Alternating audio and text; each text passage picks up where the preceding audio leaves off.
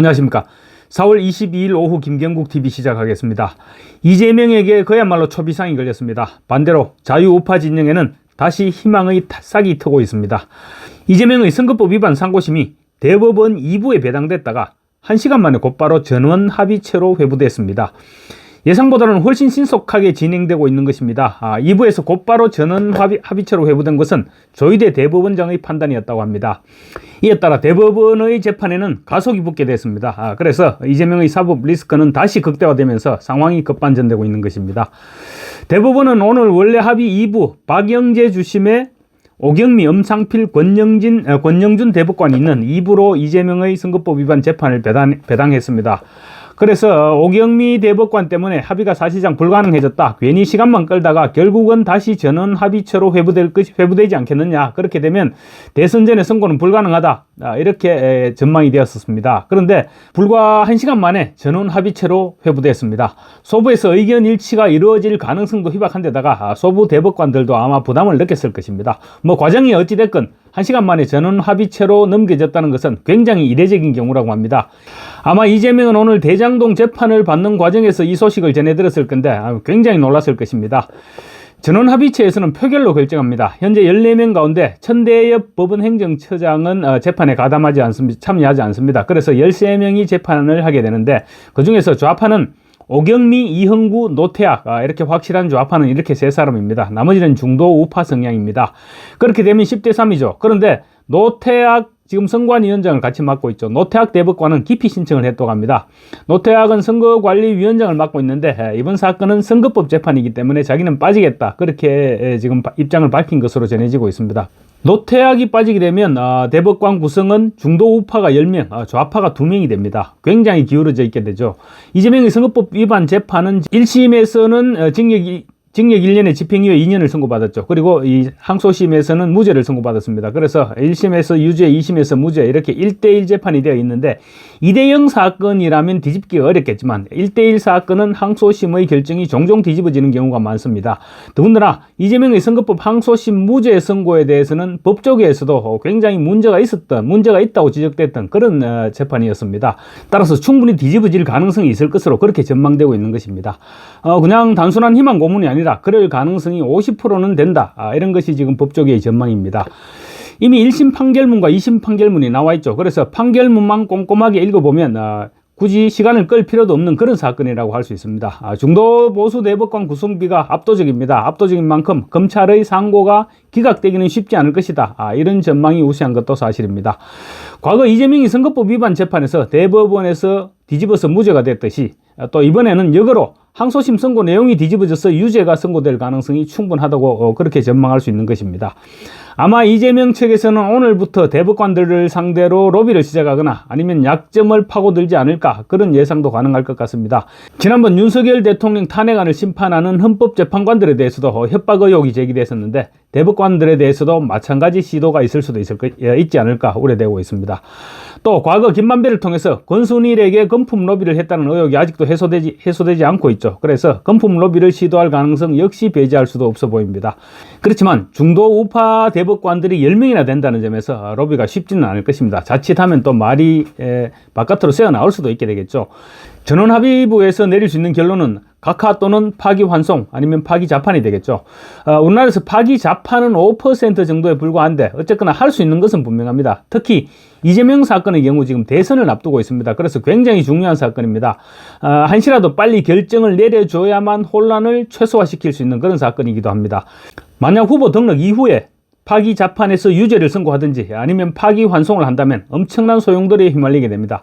자칫하면 민주당은 후보를 등록하지 못한 채 대선을 치러야 되는 그런 상황이 발생하게 될 수도 있기 때문입니다. 그래서 신속하게 전원 합의체로 회부한 것이 후보 등록 이전에 선고를 내리기 위해서라고 보는 것이 합당한 추측이 아닐까 이렇게 생각할 수도 있을 것 같습니다. 대선 후보자 등록은 내달 10일과 11일 이틀간입니다. 만약 후보 등록 이후에 이재명이 유죄를 선고받게 되면 민주당은 후보를 내지 못한 채 대선을 치러야 됩니다. 그래서 대법원 전원합의체가 언제 선고를 내릴 것인지를 보면 아마도 유무죄를 예측할 수 있지 않을까 싶습니다. 이달 말이나 다음 달 초 정도로 선고 날짜를 잡게 될 경우 유죄가 선고될 가능성이 높아 보이고, 또 만약 후보 등록 이후로 선고 날짜를 잡을 경우 유죄보다는 검찰의 상고 기각 쪽으로 가닥이 잡힐 가능성이 높아진다, 그렇게 볼 수도 있지 않을까 싶습니다.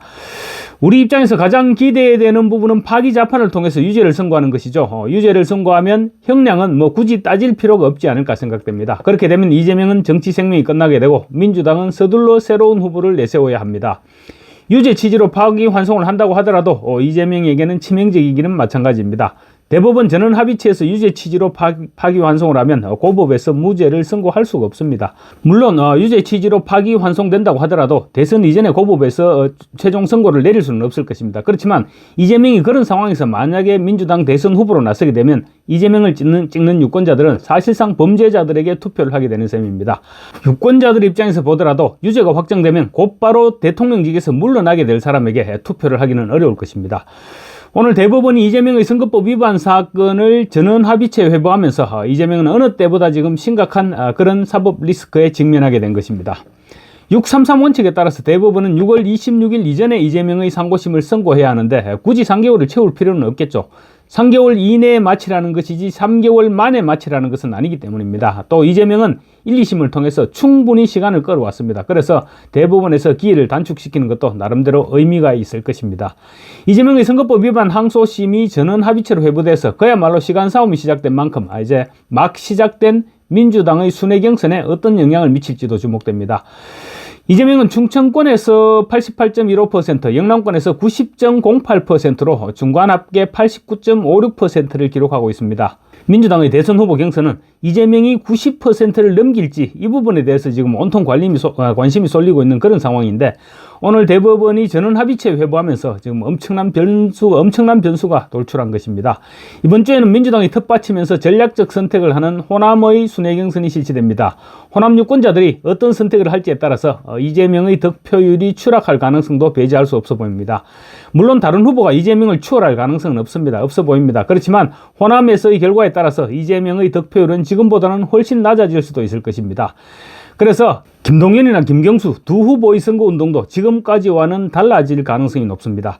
이재명의 재판 리스크가 이제 극대화된 만큼 적당하게 들러리를 쓰겠다 이런 생각은 버리고, 또 언제 무슨 일이 생길지도 모른다 이런 점을까지 생각한다면 지금까지보다는 훨씬 적극적인 공세적 입장을 취할 가능성이 높아진 것입니다. 이제 대선판은 더욱 다이나믹해지게 됐습니다. 한편 선거법 상고심과 관련해서 이재명은 대법원에 충격적인 답변서를 제출했습니다. 자신의 선거법 위반 사건은 대법원의 판단을 받을 대상이 아니다 이런 주장을 내놓았습니다. 이미 1, 2심에서 공소사실에 관한 판단을 마쳤고 무죄 판결에 법리상 오류가 없기 때문에 검찰의 상고 자체가 부적절하다는 주장이었습니다. 이제 대법원의 판단까지 자기 기준으로 재단을 하겠다는 것인데 일종의 대법관들에 대한 압박이 아닌가 이런 생각도 듭니다. 검찰이 지난 11일 상고 이유서를 제출했고 이재명 측은 열흘을 꽉 채운 21일 상고 이유서에 대한 28쪽 분량의 답변서를 대법원에 제출했습니다. 그 답변서를 통해서 이재명의 공직선거법 위반 사건은 대법원 심사 대상이 아니다 이런 취지로 주장을 했다는 것입니다.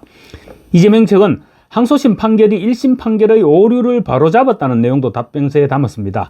이재명 측에서는 항소 이유서에 대한 답변도 쪼개기로 제출하고 있습니다. 역시 시간 끌기 전략으로 보입니다. 검찰이 2가지 상고 이유서를 제출했는데 자기들도 조만간 추가 답변서를 제출하겠다는 것입니다. 이재명 측은 상고심 재판을 단 하루라도 지연시킬 수 있다면 무슨 수단이라도 동원할 그런 태세를 보이고 있는 것입니다.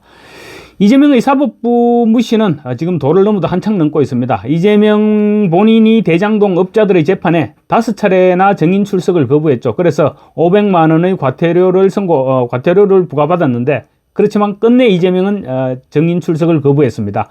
그랬는데 이재명의 오른팔인 정진상까지 어제 증인 출석을 거부했습니다. 심지어 정진상은 증인 불출석 사유로 치과 진료 때문에 출석할 수 없다 이런 사유서를 제출했다고 합니다. 재판부를 무시해도 이만저만 무시한 게 아닙니다. 장난도 아니고 도대체 사법부를 어떻게 보고 있으면 치과 치료 때문에 증인 출석을 하지 못하겠다 이런 얘기가 나오는 것입니까? 더군다나 정진상은 지금 대장동 사건과 함께 1억 4천여만 원의 뇌물을 수수한 혐의로 지금 구속까지 됐다가 석방된 상태에서 재판 중인 피고인 신분입니다. 그런 상태에서 정인 출석을 거부한 것은 사법부를 그만큼 무시하고 있다는 것이죠. 일반 국민이라면 상상도 못할 일입니다. 조만간 이재명이 대통령이 될 텐데 뭐 할 테면 해봐라, 이런 식으로 지금 나오고 있는 것입니다. 대한민국의 사법부는 이제 정진상에게조차 농락당하고 있는데, 이번 대법원의 상고심 재판에 따라서 사법부의 위상이 좌우될 것이라는 사실을 조희대 대법원장은 물론이고 대법관 전체가 명심해야 할 것입니다. 감사합니다.